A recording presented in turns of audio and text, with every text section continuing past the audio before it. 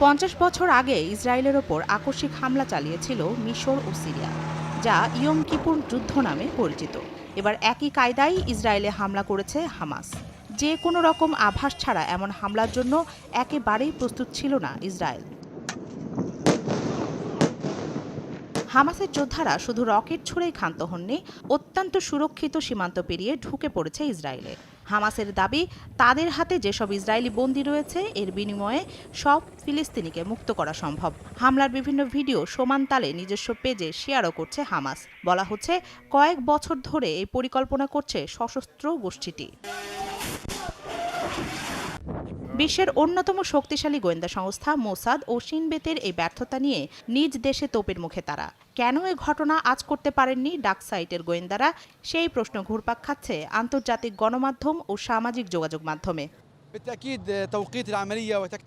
সামরিক পর্যায়ে হামাস এখন অনেক এগিয়ে গেছে।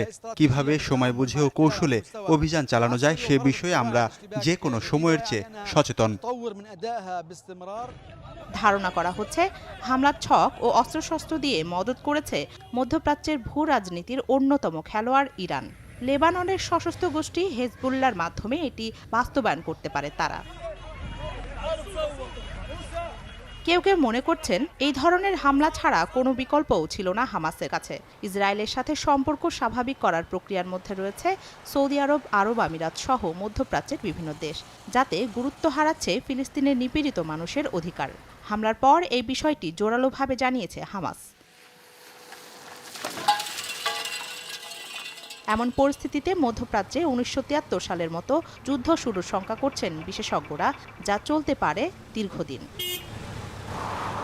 রাখি জেসমিন, চ্যানেল 24।